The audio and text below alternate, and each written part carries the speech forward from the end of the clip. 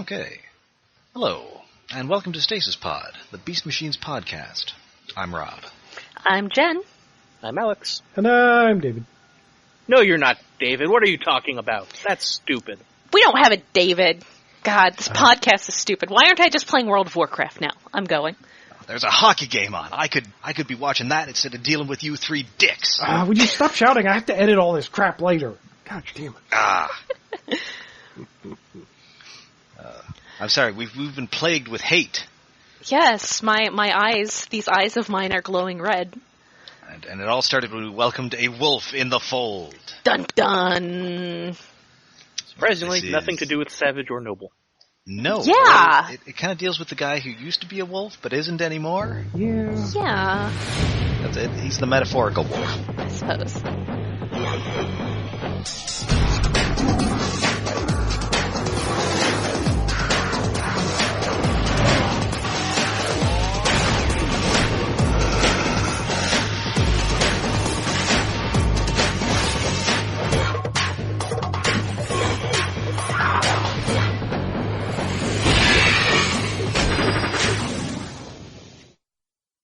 So yeah, this first aired March 8th, 2000, written by Bryn Chandler Reeves, who also wrote, she wrote Revelations Part 1 Discovery and Survivor, and has numerous other animation credits. This is maybe not her best work.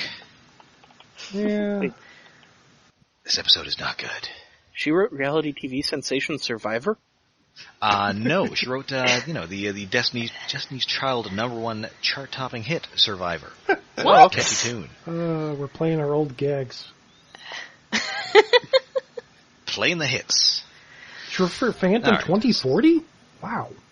I didn't think anybody bothered to write that down. Alright, so, we delve back into that shot from the pilot of, going through the abandoned civilizations of Cybertron. And, always a good look. Yeah. And we're back in the Oracle Chamber, and everybody's kind of welcoming Silverbolt back. He's decided to be non-emo enough to actually hang out with people again. And then things get sad. And then everybody's sad again because they remember that Rhinox is dead. Yeah, way to shove your foot in your mouth, Cheetor. Yeah, Cheetor There's a very to take sorry the sign about down, your... and we don't even have it out at the moment. It was... Cheetor is very, sorry about your husband, Optimus. Yeah, well, he says, the old gang is finally back together, and then there's a pause. The camera cuts to Primal, and then he just looks really sad. Because he remembers Rhinox. But apart from that, Mrs. Lincoln, how was the play? Yeah. Right.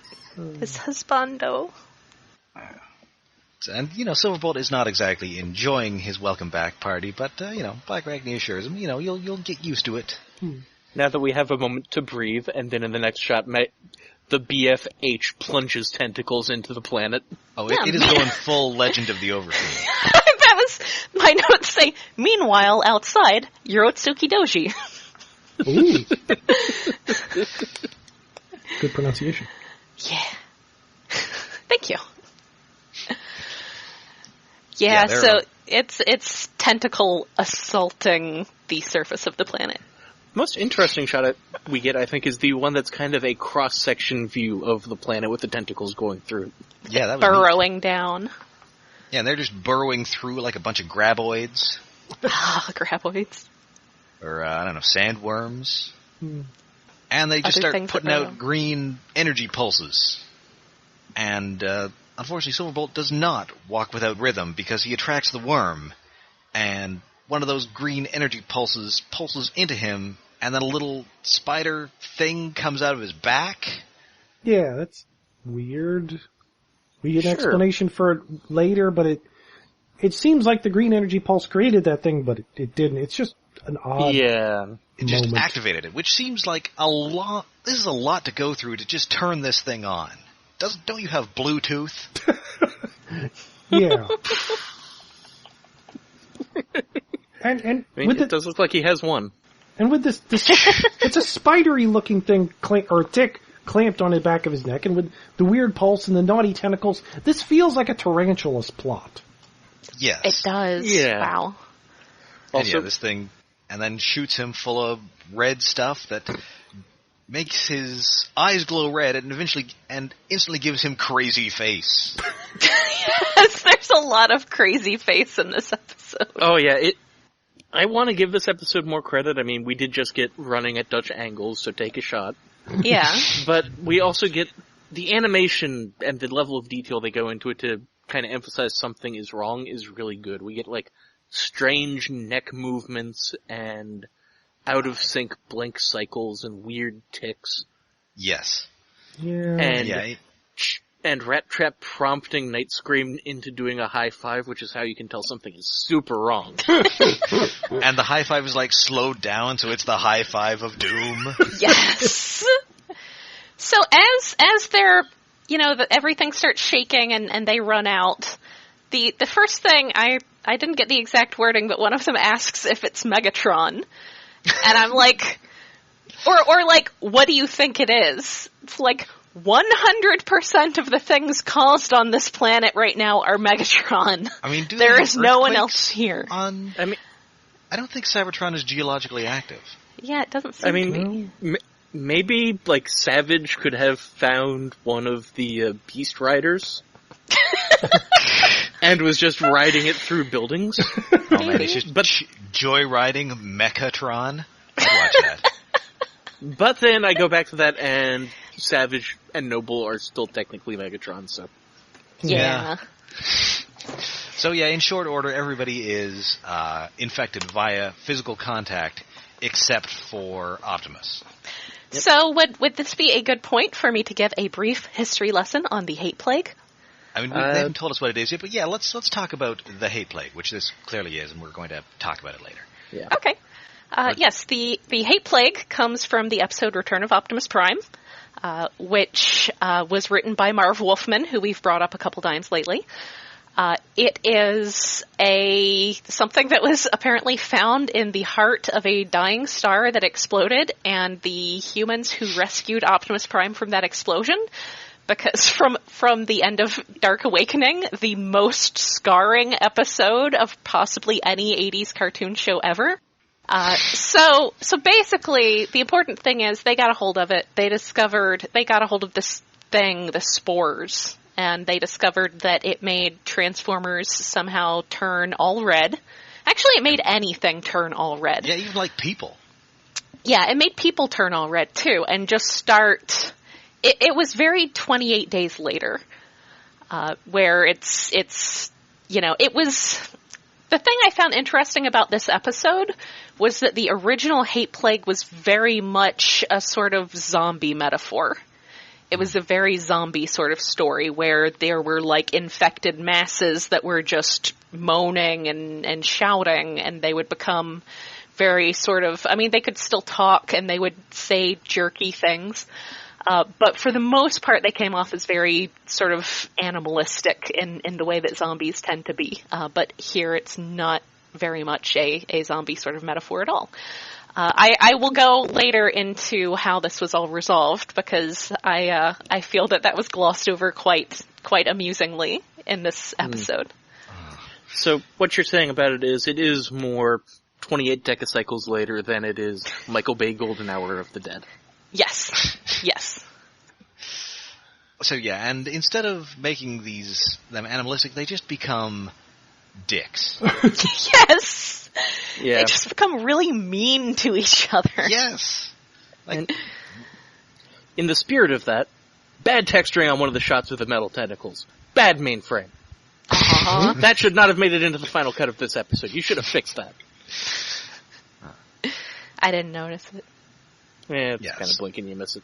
Yeah, so Optimus, gives them orders on how they're going to deal with this, tentacle problem, and they just tell him to go pound sand. Yeah. Pretty much. Yes, he died and made you King Kong. Yes. King Kong. And then he calls them surly farm animals? Yes. Yes, he says they're acting like a bunch of surly farm animals. That's such a well, weird... fine. If you're not going to follow my orders, I'm going to go make my own final battle with Megatron. Yeah. With blackjack and hookers. So yeah, he takes off on his own, but this is when Thrust shows up with a bunch of cycle drones. The Maximals are not particularly well coordinated, and so a stray shot ends up severing a tentacle, which ends up smacking Primal in the face. Poor Primal. And then another tentacle scoops him up and takes him to the BFH. Kind of lucky when you think about it. Yeah, I mean, better than plummeting to your death. No, I was thinking lucky for Megatron. Oh, lucky for Megatron, yes. Oh, I knocked him out of the sky, and I caught him? Yeah. With the same thing? Really, that's the best possible thing I could have hoped for after having one of my giant tentacles blasted. So back on the surface, they're all fighting. They're both with each other and with the drones. And Optimus gets a private audience with Megatron and his Matrix head. And he says that, you, Primal, we just want the same thing. Harmony. In the creepiest way possible. I know. Oh, yeah. And then I just felt like they needed to start singing a cappella. And listen, if you like the word harmony, don't drink every time you hear it, because you'll die. Yeah. Yeah. So yeah, we get a sort of a rehash of the first episode fight scene, where they're in the same tunnels fighting cycle drones.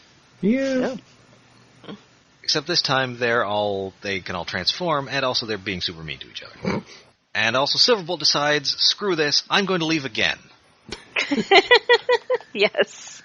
I noted this as his emo-ness outweighs the hate plague. Basically, yeah. Also, at some point, I think Cheetor calls people low-res chipheads. And I'm wondering, how you can even be low-res, out of context of being a computer-animated projection of some sort. It's not a thing. And also, Thrust is just super amused by all this. Yeah, he's...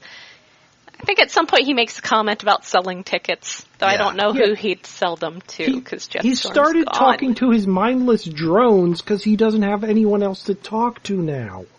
No, I mean, he'd totally be, cracking wise with Jetstorm anymore, but now he's just got to talk to himself. Yeah. That's sad. And he's gotten less cool and more wise guy, I think. Yes, if this were live action, he would be played by Joe Pantoliano. Hello? Did I? No. Yeah. I wasn't sure if there was no response to that or if I got cut off. Sorry. No, I just muted myself. It was, I have no idea who that is. He was in The Matrix. Joey Pants. He's the guy who sells them out to the computer. Oh, okay. Gotcha. Right. He's in that. He's in that Daredevil movie. Yeah. Usually playing some manner of Italian huckster. In a hat. The same hat. Yes. Oh, Memento. He's in Memento. He's the Memento? Guy who's not Guy Pearce, Memento. Anyway, yeah. This is happening. Primal and Megatron are having an argument about free will versus chaos. Yeah, I'm surprised he's having an argument, because he was pretty clear on what he wanted last episode. I'm not sure why he changed strategies so quickly. Yeah. Well, there's a different writer this episode. And also, Primal doesn't know about the hate plague yet, so he kind of thinks that his comrades are just being dicks to each other for no reason. Yeah, fair point. It's because how can you have harmony amidst the chaos of disagreeing minds? So as a random side note here, given that the time that this was all airing and all, there's a song that was popular at the time by the band System of a Down called Chop Suey, and I feel that the lyrics very much were appropriate to Beast Machine's Megatron. So if anybody feels like looking that up... You thought he was lacking in makeup? No. I can't remember which song it was. I felt that he was frustrated by trying to control disorder. So yeah, there. I can see that. I'm trying to remember System of Down lyrics, and all I can remember is all the kombucha mushroom people sitting around all day. Ooh, no. No, we don't get the mushroom people until next episode. Yeah. Finally. So yeah, they finally just start fighting each other. The Maximals. And Thrust is like, oh, good, we can stop wasting ammo. Yeah. They'll just kill each other. And Cheetor even kind of snaps out of it for a little, decides, we need to stop fighting each other. And then Rat Trap just hits him in the head with a rock, and it's hilarious. Yes! Not even a big rock. Just a little rock. And then he's just enraged again.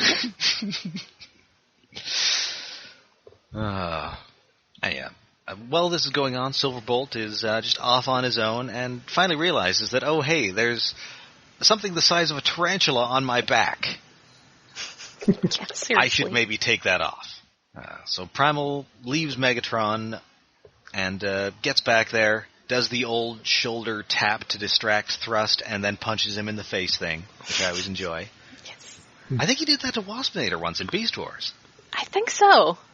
That seems familiar. It's a very Primal move. So he, tells his troops to, quit it. I also forgot to mention here that Night Scream is doing an Arrested Development-esque chicken impression. And Black Arachnia reacts to it like Marty McFly. Meanwhile, I think Cheetor gets the best insult directed at Rat Trap that we've had maybe in the entire podcast. Feta breath. Yes.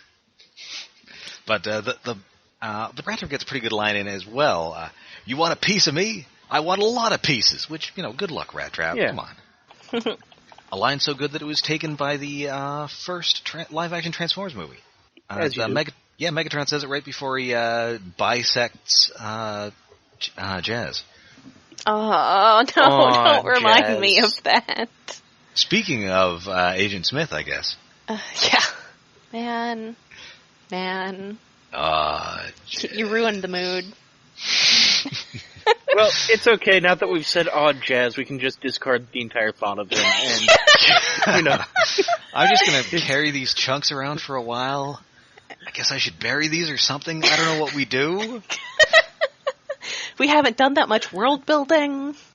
I mean, usually they're just like tiny bits of people left in these movies. I don't know what to do with this almost whole guy. I mean, we could try putting him back together, but, why would we do that? We're not selling this toy for the next movie anyway. the Pontiac doesn't even sell this anymore, so... Yes.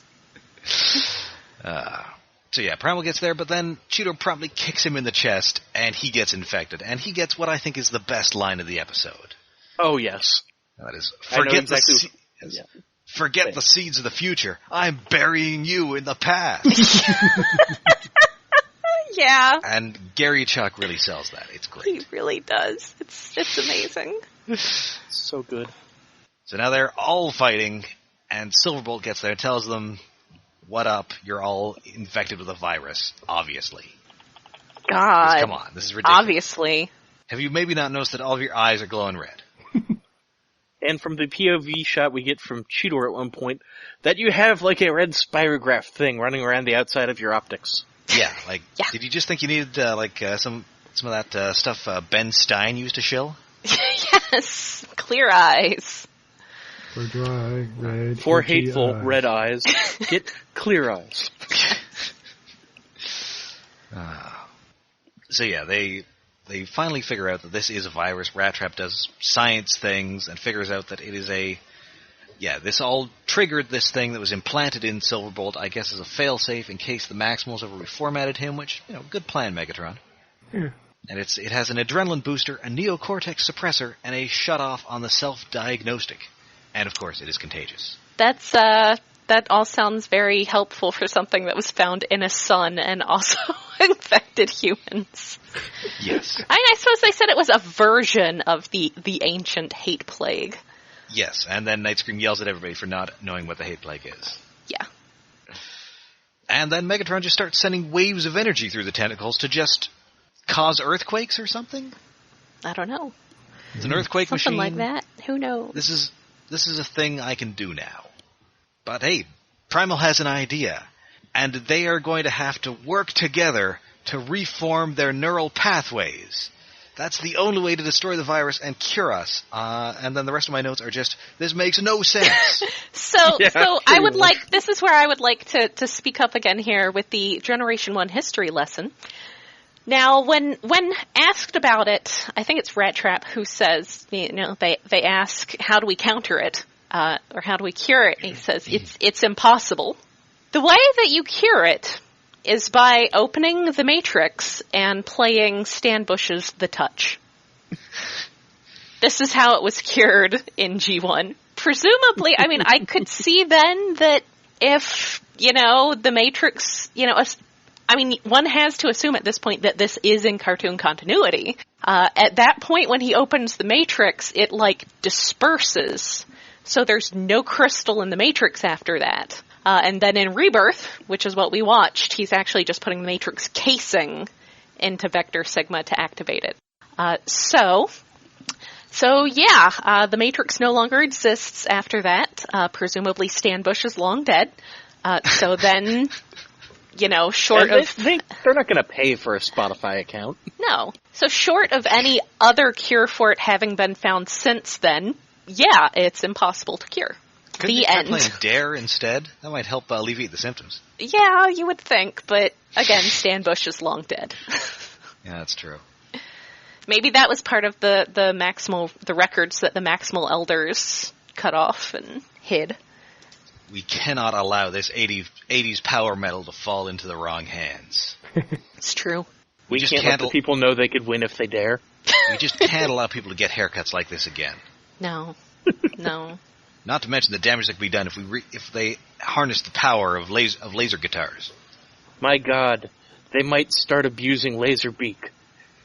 Have you seen what people do to keytars? I'm mixing my incarnations, but yes. So yeah, the ground starts falling out beneath them. They all catch each other in a maximal chain. And yeah, they rewire their neural pathways somehow. Like thinking good thoughts. So dumb. By making a selfless, heroic sacrifice that was ultimately futile, except for Optimus's, but he was the least affected. Yeah. So yeah, they save each other, and Megatron just stops making earthquakes for some reason. Yeah, Use that earthquake juice. I don't know. You ran out.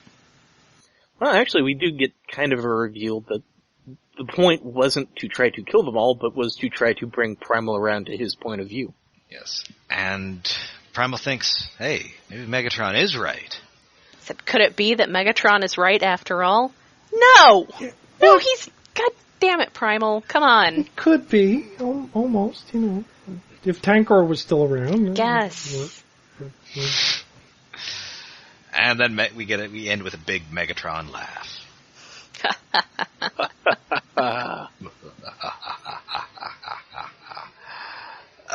So this episode. This is not a good episode. No.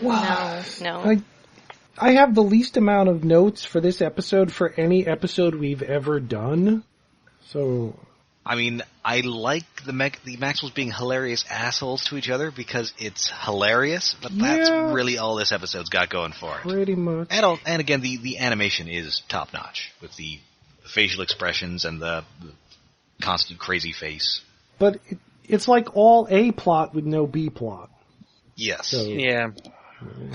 I mean, I guess it's hard to have a B plot when everybody's just hate plaguing it up. Yeah, I mean, I felt like the Maximals fighting with each other was one plot, and then Primal and Megatron talking were the other plot, but that didn't really neither of them were very strong. Yeah.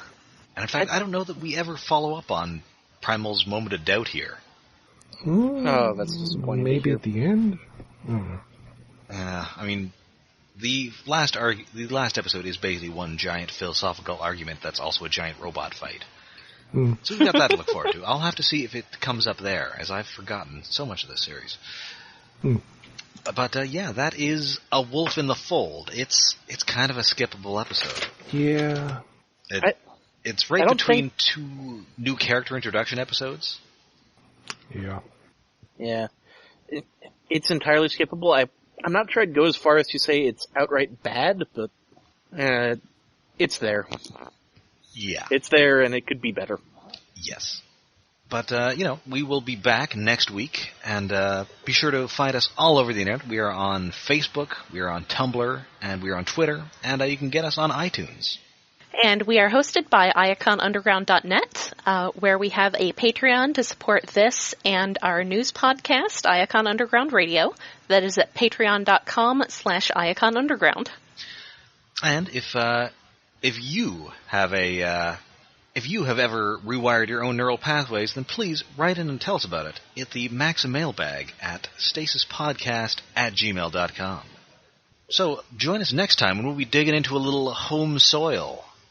And if memory serves, this is a good episode, so take heart, machine heads. Yay! Huzzah! So until then, I'm Rob. I'm Jen. I'm Alice. And I am the Flatwoods Monster! Wait, what? I'll explain next time. You'll see.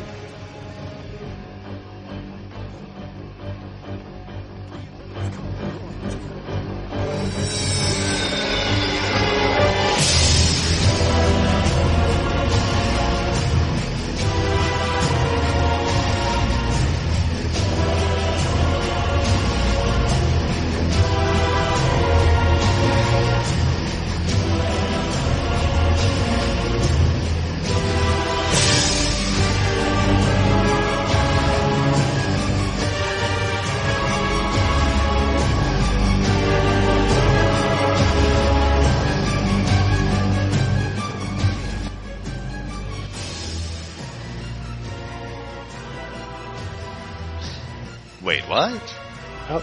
I'll explain next time. You'll see. Okay, I am curious. Yes, we'll see a Transformer unlike any we've ever seen before. Yep. Yes! I explained the Flatwoods Monster last time. Next episode, things are getting weird. It's the weird alien that... Yes, right. Right. Yeah, I'll probably incorporate some X-Files music or something when we get to that, maybe. Ooh, well, I'll be sure to put up some stuff on the Facebook page. Yeah, there's got to be like some stupid UFO thingy I can find online to watch about it and remind myself. All right, well, good pair of episodes there, guys. Yeah, the second one's really short. Oh, did my first episode actually upload, Alex? Yes. Let me check. No. Oh, and I actually do remember Chop Suey, but my only association with it is Evangelion.